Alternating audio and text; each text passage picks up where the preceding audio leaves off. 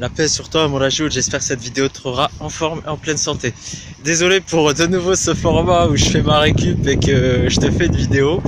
En fait, il y a un Rajoul récemment qui m'a, enfin pas qui m'a contacté, mais je fais partie d'un groupe sur WhatsApp où on échange un petit peu entre Rajoul sur les bonnes pratiques en termes d'entraînement, de santé, de forme et de nutrition. Et il y a un Rajoul justement qui avait transféré un calendrier justement avec des stratégies d'entraînement durant le mois de Ramadan. Donc faut-il s'entraîner, faire du sport ou non durant le mois de Ramadan? Et ben ma réponse c'est ça dépend. Ça dépend de pas mal de paramètres, de pas mal de facteurs.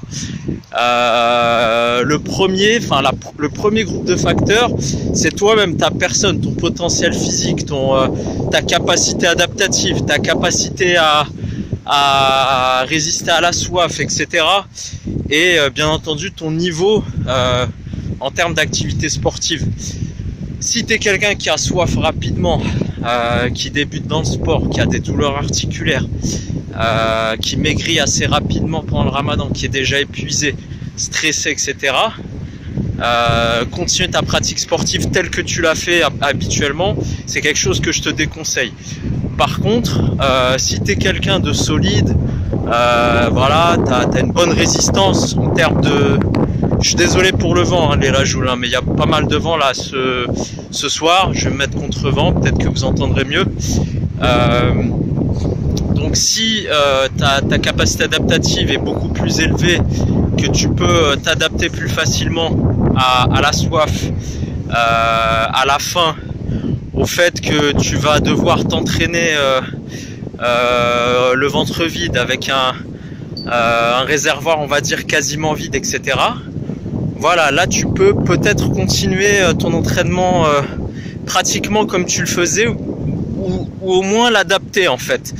Après, en termes de moment d'entraînement, ce qui se passe, c'est qu'il y a beaucoup de croyances qui disent que vaut mieux s'entraîner pendant la période où on se restaure, la fenêtre d'alimentation, c'est-à-dire qui se situe, là probablement ça se situera entre 21h30 et 3h30, 4h du matin.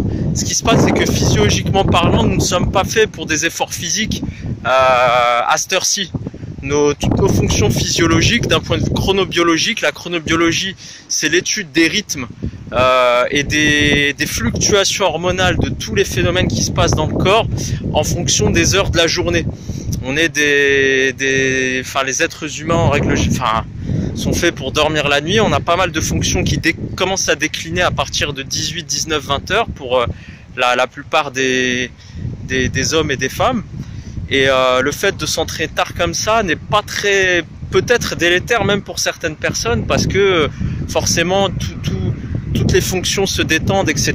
Et puis tout de suite remettre un coup d'adrénaline, faire monter le cœur alors qu'il est 22h30, 23h, parce qu'en règle générale c'est après manger, on digère un peu et après on s'entraîne.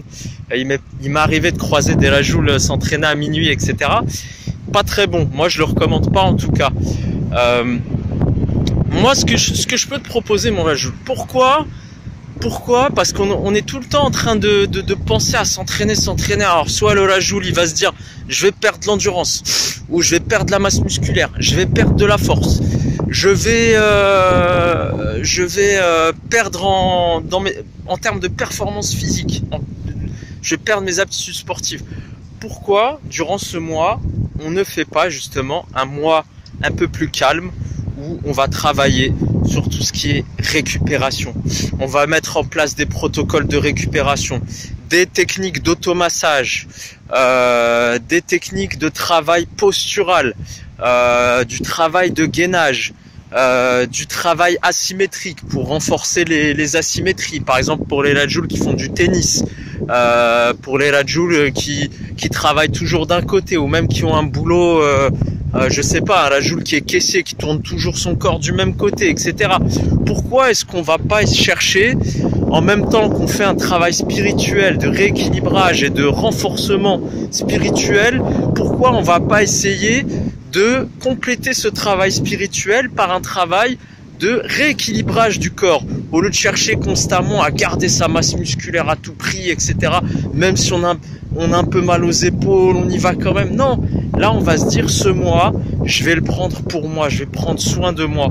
Je vais essayer de mettre en place des habitudes vertueuses pour faire en sorte de faire du sport le plus longtemps possible et pas d'en faire comme ça en one shot pendant 2-3 ans, être stockma pendant 2-3 ans et après comme je vois beaucoup de rajoules autour de moi qui ont commencé la muscu il y a 2-3 ans et en 4 ans ils arrêtent, arthrose des épaules, arthrose des genoux, hernie discale et j'en passe.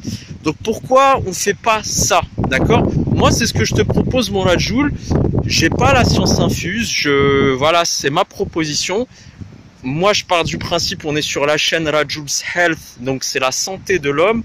On fait privilégier la santé sur l'aspect performance, ok, mais on peut quand même avoir les deux, d'accord, mais à condition d'avoir un peu de patience, à condition d'être stratégique et de ne pas vouloir mettre la charrue avant les bœufs.